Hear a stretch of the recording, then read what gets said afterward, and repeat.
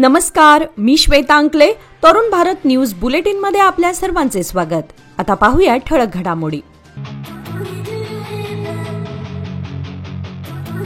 Doctor Manoj Pujar, MD homeopath, classical homeopath, advanced German homeopathy clinic, varicose ulcer and diabetic wound care centre.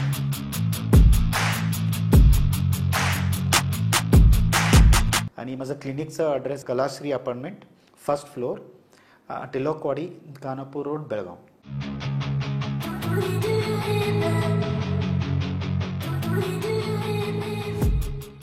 बेळगावातील Marathi भाषिकांवर अन्याय होऊ नये आणि त्यांच्या व्यक्ती स्वातंत्र्यावर कोणतीही बाधा येऊ नये याची कर्नाटक सरकारने विशेष काळजी घ्यावी, असे स्पष्ट मत महाराष्ट्र राष्ट्रवादी काँग्रेस शरद पवार गटाचे ज्येष्ठ नेते व महाराष्ट्र राज्याचे माजी मंत्री जयंत पाटील यांनी आज गुरुवार दिनांक 16 ऑक्टोबर रोजी व्यक्त केले. एका खासगी कार्यक्रमानिमित्त जयंत पाटील हे बेळगाव दौऱ्यावर आले असताना त्यांनी पत्रकारांशी संवाद साधला. त्यांनी पुढे सांगितले की महाराष्ट्र सरकारने नेमलेल्या समन्वयक मंत्र्यांनी बेळगावला भेट देऊन येथे राहणाऱ्या मराठी भाषिकांच्या समस्या जाणून घेतल्या पाहिजेत. पुढे ते म्हणाले, सीमा प्रश्न हा आजही तितकाच जिवंत आहे. बेळगावातील प्रश्नांबाबत लवकरच महाराष्ट्राचे मुख्यमंत्री देवेंद्र फडणवीस यांच्याशी चर्चा करणार आहे आणि हे प्रकरण पुन्हा एकदा गंभीरतेने मांडणार आहे. जयंत पाटील यांच्या या वक्तव्यामुळे सीमावादासंदर्भात महाराष्ट्र सरकारची भूमिका अधिक ठामपणे पुढे येण्याची शक्यता आहे. राष्ट्रवादी काँग्रेस शरद पवार गटाचे ज्येष्ठ नेते महाराष्ट्र राज्याचे माजी मंत्री जयंत पाटील आज गुरुवार दिनांक 16 ऑक्टोबर रोजी बेळगावात एका खासगी कार्यक्रमानिमित्त आले असता मध्यवर्ती महाराष्ट्र एकीकरण समितीचे नेते रमाकांत कोंडुस्कर यांनी त्यांची भेट घेऊन सत्कार केला. यावेळी दोघांमध्ये सीमा प्रश्न व मराठी भाषिकांवरील अन्याय याविषयी सविस्तर चर्चा झाली. कोंडुस्कर म्हणाले की सीमा भागात वारंवार मराठी भाषिकांवर अन्याय व अत्याचार होत आहेत. याला आता वाचा फुटली पाहिजे. महाराष्ट्र सरकारने या भागातील मराठी बांधवांच्या पाठीशी ठामपणे उभं राहिलं पाहिजे. त्यावर जयंत पाटील यांनी आश्वासन दिलं की आम्ही तुमच्या सोबत आहोत. या विषयावर केंद्र आणि राज्य सरकारांशी लवकरच बैठक आयोजित करू. त्यांच्याशी चर्चा करून सीमा प्रश्नासंदर्भात लवकरात लवकर ठोस भूमिका घेणार असून हा प्रश्न तडीस नेण्यासाठी प्रयत्न करू, असे त्यांनी स्पष्ट केले. प्रकाशाचा आणि आनंदाचा सण दिवाळी उद्यापासून सुरू होत असून संपूर्ण शहर सज्ज झालं आहे. धनत्रयोदशीच्या पूजनाने दीपोत्सवाची सुरुवात होत आहे. घरोघरी धन्वंतरी पूजन आणि धनसंपत्तीचे पूजन करण्यात येणार आहे. शहरातील बुरुड गल्ली, नरगुंदकर भावे चौक तसेच इतर भागांमध्ये आकाशकंदील आणि पणत्यांची दुकाने गजबजून गेली आहेत. यंदाही विविध प्रकारचे आकर्षक आकाशकंदील बाजारात पाहायला मिळत आहेत. रंगीबेरंगी रोषणाईने संपूर्ण शहर उजळून गेलं आहे. शनिवारपासून बाजारपेठांमध्ये खरेदीसाठी नागरिकांची मोठी गर्दी दिसून आली. विक्रेत्यांना देखील ग्राहकांचा मोठा प्रतिसाद मिळाला. मात्र अधूनमधून होणाऱ्या पावसामुळे काहीशी अडचण झाली असून विक्रेत्यांनी आता वरुण राजा पावसाला थांबव अशी विनंती करत दिवाळी शांततेत आणि आनंदात पार पडावी अशी आशा व्यक्त केली आहे. आजपासून सुरू होणाऱ्या या प्रकाश पर्वामुळे बेळगाव शहराचा कोपरानकोपरा उजळून निघाला आहे. गेल्या काही महिन्यांपासून ग्रामपंचायत कर्मचाऱ्यांवर होणाऱ्या हल्ल्यांमुळे जिल्ह्यातील कर्मचारी वर्गात भीतीचं वातावरण पसरलं आहे. यरकट्टी, बेळगाव तालुक्यातील आंबेवाडी आणि चिकोडी तालुक्यातील अलीकडील जीवघेण्या हल्ल्यांच्या पार्श्वभूमीवर ग्रामपंचायत कर्मचारी संघटनेच्या वतीने आज गुरुवारी जिल्हाधिकाऱ्यांना निवेदन देण्यात आले. या निवेदनात ग्रामपंचायतीमध्ये कार्यरत असलेल्या सरकारी कर्मचाऱ्यांना तातडीने योग्य संरक्षण पुरवावे आणि हल्लेखोरांवर कठोर कारवाई करावी अशी मागणी करण्यात आली. तसेच अशा घटनांना आळा बसावा यासाठी कायदा अंमलात आणण्याची मागणी देखील यावेळी करण्यात आली. कर्मचाऱ्यांनी स्पष्ट सांगितले की सरकारी कर्तव्य बजावत असताना होणारे हल्ले न सहन करण्याजोगे असून जर वेळेवर संरक्षण मिळाले नाही तर भविष्यात मोठे आंदोलन करण्यात येईल असा इशाराही त्यांनी दिला.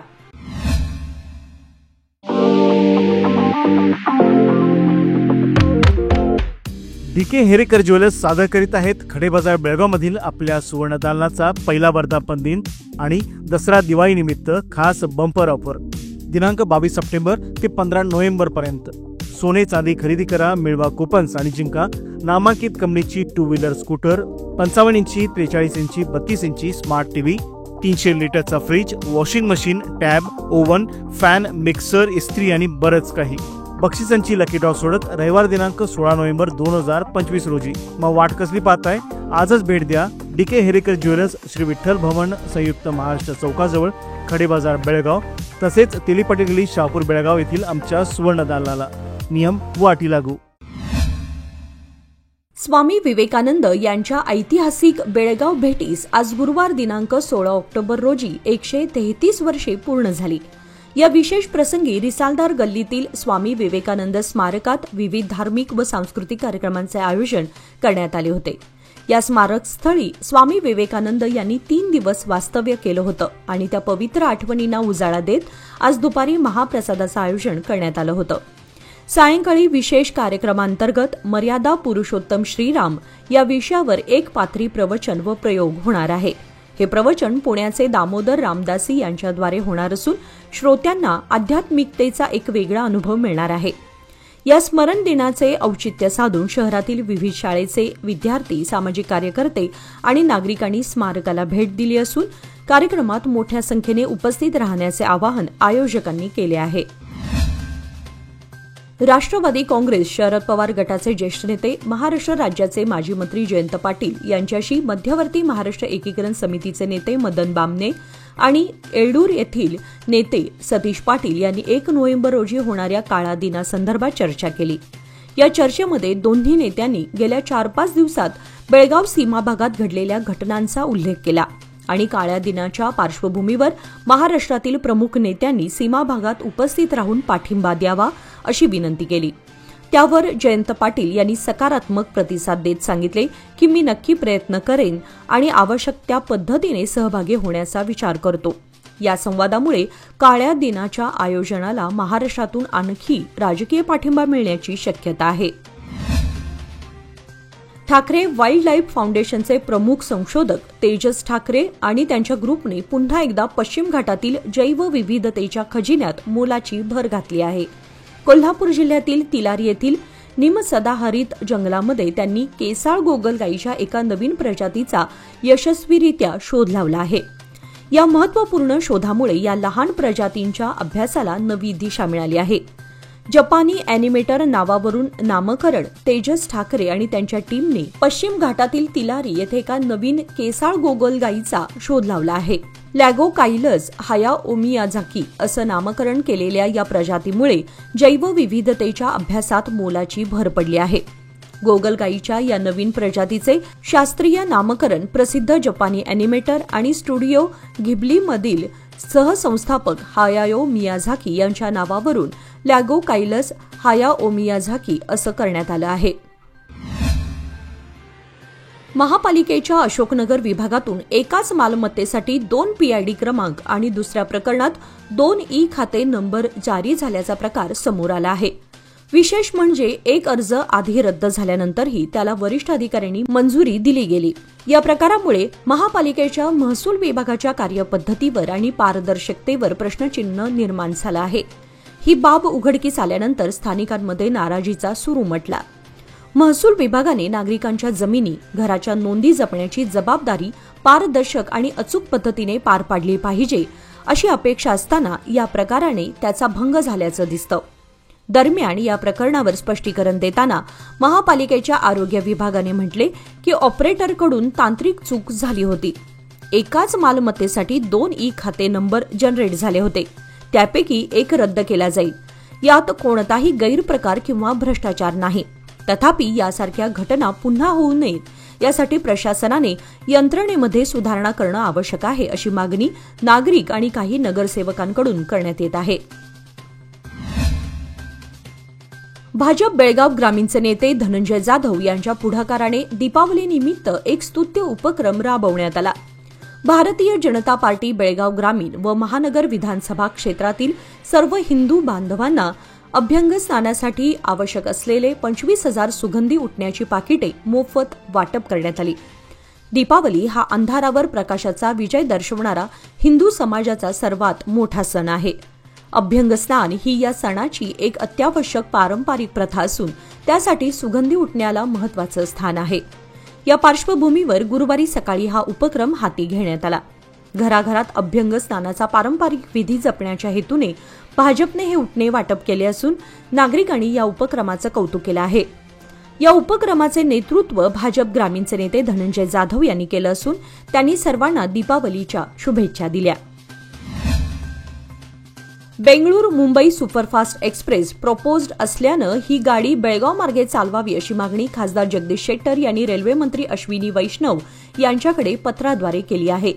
काल बुधवारी आयोजित पत्रकार परिषदेत शेट्टर म्हणाले की बेंगळूर व मुंबई या 2 महानगरांना जोडणारी सुपरफास्ट रेल्वे सेवा प्रस्तावित असून ती बेळगाव शहरातून धावल्यास स्थानिक नागरिकांना मोठा लाभ होईल. बेंगळूरचे खासदार तेजस्वी सूर्या यांनीही या गाडीविषयी काही दिवसांपूर्वी माहिती दिली होती. ही गाडी बेळगाव मार्गे धावल्यास उत्तर कर्नाटक व कोकण परिसरातील प्रवाशांना सोयीची व जलद सेवा उपलब्ध होईल.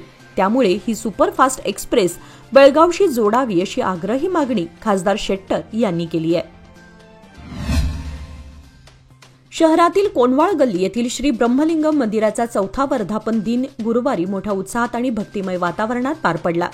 यानिमित्त मंदिरात आकर्षक सजावट आणि भव्य विद्युत रोषणाई करण्यात आली होती. वर्धापन दिनानिमित्त 2 दिवस विविध धार्मिक कार्यक्रमांचे आयोजन करण्यात आले होते. यामध्ये काल गणहोम, अभिषेक तसेच गुरुवारी सकाळी होम हवन आणि इतर धार्मिक विधी पार पडले. कार्यक्रमानंतर दुपारी महाप्रसाद ठेवण्यात आला होता.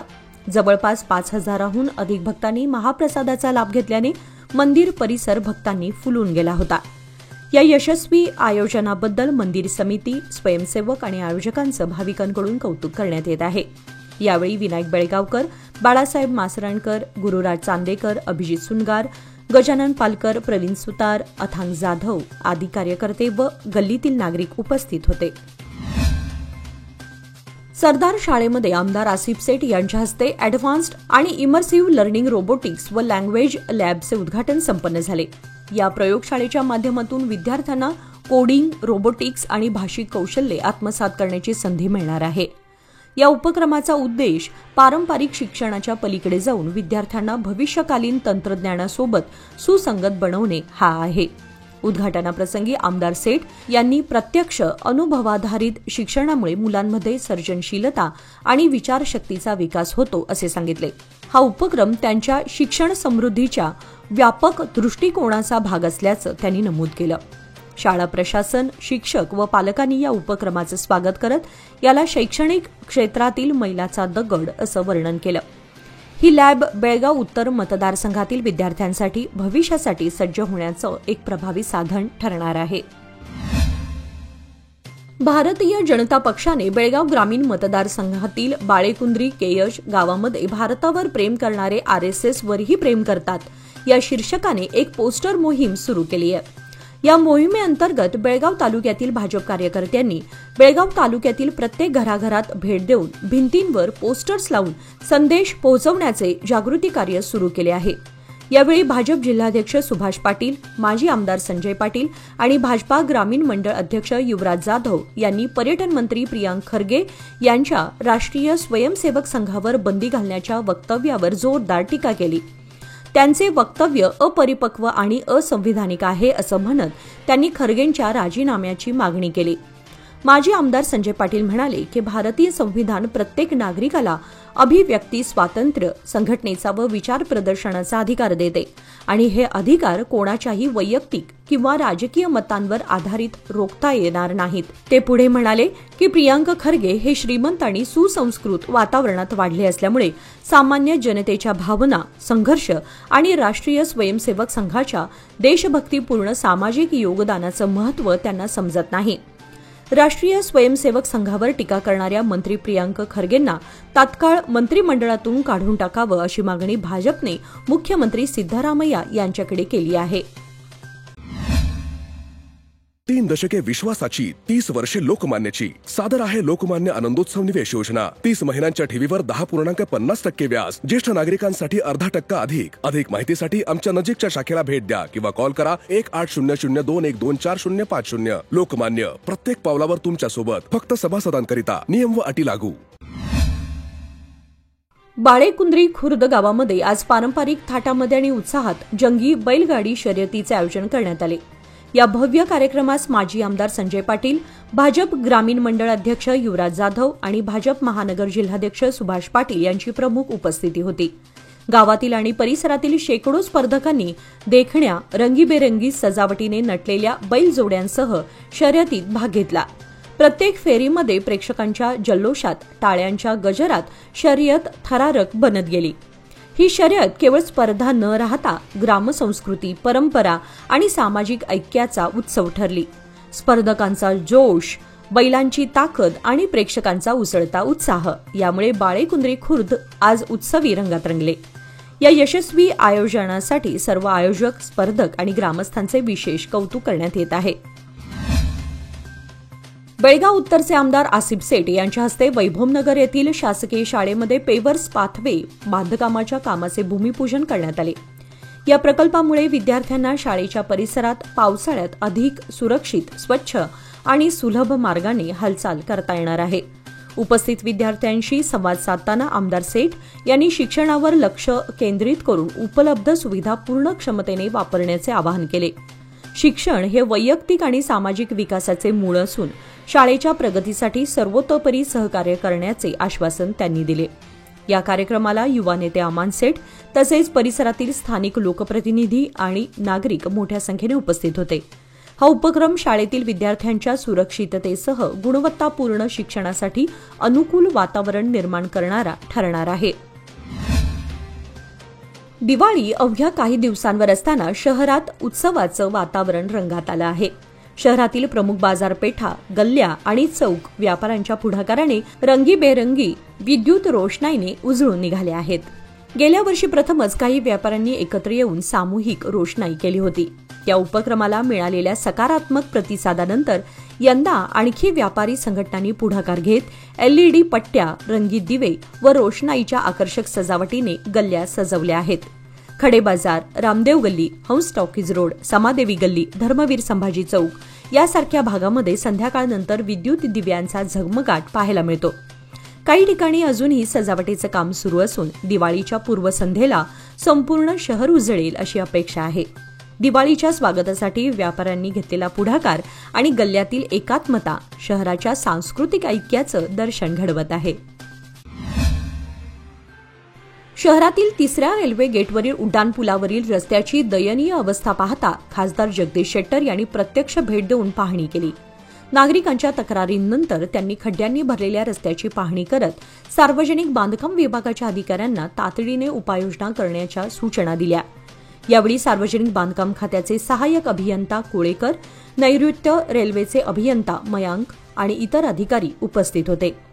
काही दिवसांपूर्वी नागरिकांकडून या रस्त्याच्या दुरवस्थेवरून आंदोलन झालं होतं. त्यानंतर कामासाठी निविदा प्रक्रियाही सुरू करण्यात आल्याचं अधिकाऱ्यांनी सांगितलं. रस्त्याचं काम तात्काळ सुरू करून लवकरात लवकर पूर्ण करा, जेणेकरून नागरिकांना दिलासा मिळेल असे निर्देश खासदार शेट्टर यांनी दिले. सोनोली गावामध्ये घराचं रंगकाम करत असताना विद्युत भारित तारेचा स्पर्श झाल्याने एका युवकाचा मृत्यू झाल्याची दुर्दैवी घटना घडली. मिलिंद प्रभाकर पाटील व 29 राहणार गणपत गल्ली, सोनोली असं मयत युवकाचं नाव आहे. मिलिंद हे पेंटरचे काम करत असून मंगळवारी राजेश झंगरूचे यांच्या घरावर स्लॅबवर उभा राहून रंगकाम करत होता. याचवेळी घरासमोरून गेलेल्या विद्युत तारेचा अपघाताने स्पर्श झाल्याने तो गंभीर जखमी झाला. तात्काळ त्याला उपचारासाठी सिव्हिल हॉस्पिटलकडे घेऊन जात असताना वाटेतच त्याने प्राण सोडले.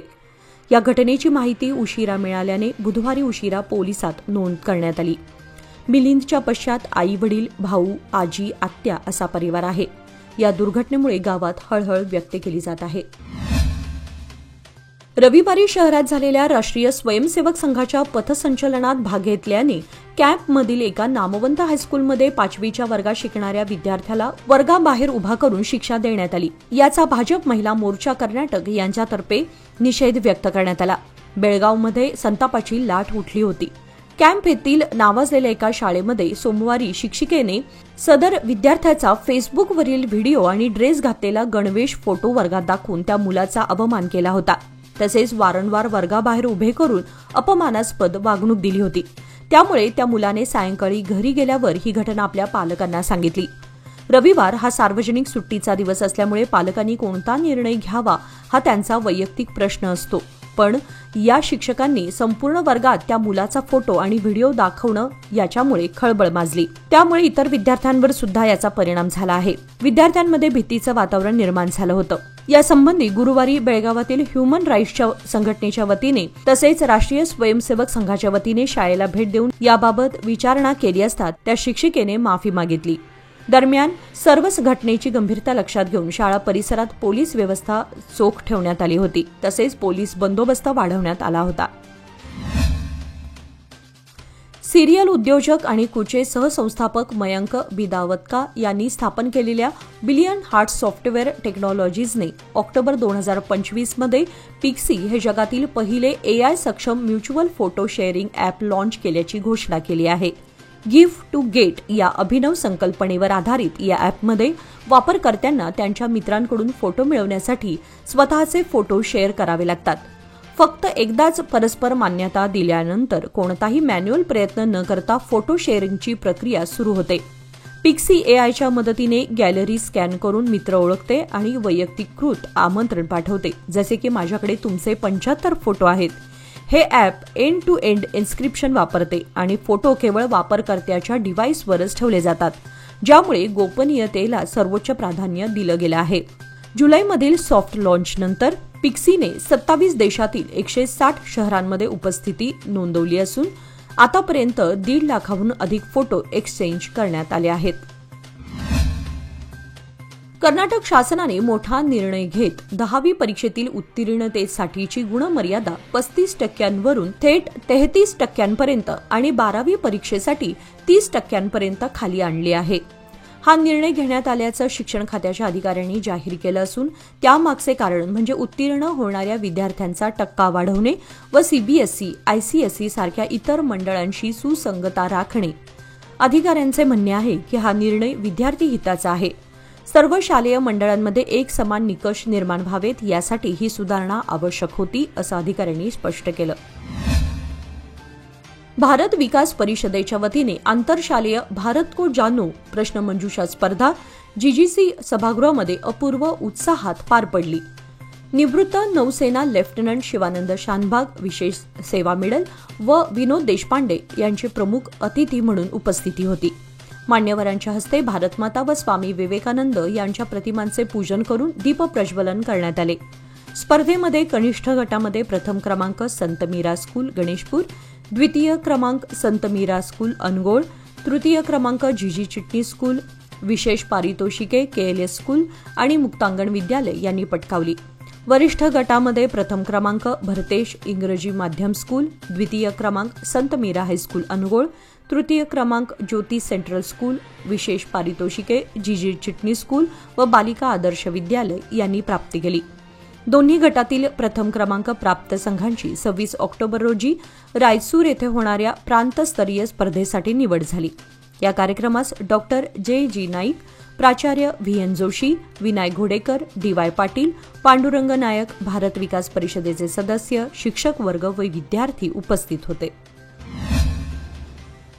अलीकडे एका कार्यक्रमामध्ये कनेरी मठाचे अदृश्य काळसिद्धेश्वर स्वामीजी यांनी बसव संस्कृती अभियान आणि लिंगायत मठाधीशांबद्दल अपमानास्पद व धार्मिक भावना दुखावणारे वक्तव्य केले होते. त्यामुळे तीव्र प्रतिक्रिया उमटल्या असून निषेध आंदोलन सुरू झाले आहे. या पार्श्वभूमीवर प्रशासनाने खबरदारीचा उपाय म्हणून स्वामीजींना 14 डिसेंबरपर्यंत म्हणजे 2 महिने विजयपूर जिल्ह्यात प्रवेश करण्यास बंदी घातली आहे. या पार्श्वभूमीवर बसवन बागेवाडीमध्ये समर्थ सद्गुरू सिद्धरामेश्वर महाराज यांच्या पुण्यतिथी कार्यक्रमात सहभागी होण्यासाठी स्वामीजी येणार असल्याची माहिती मिळाली होती. त्यांच्या उपस्थितीमुळे कार्यक्रमात गोंधळ होण्याची आणि कायदा व सुव्यवस्थेचा प्रश्न निर्माण होण्याची शक्यता लक्षात घेता पोलीस खात्याच्या शिफारशीनुसार जिल्हाधिकारी डॉक्टर आनंद के यांनी कन्हेरी स्वामीजींना 14 डिसेंबरपर्यंत बसवन बागेवाडी आणि विजयपूर जिल्ह्यात प्रवेशास बंदी घालणारा आदेश जारी केला आहे. याचबरोबर आजचे बातमीपत्र इथे संपले. अधिक माहिती आणि ताज्या घडामोडींसाठी पाहत रहा तरुण भारत न्यूज चॅनल. तसेच आमच्या चॅनलला लाईक, शेअर आणि सबस्क्राईब करायला विसरू नका. आणि विश्वासार्ह बातम्यांसाठी दररोज वाचा दैनिक तरुण भारत. धन्यवाद.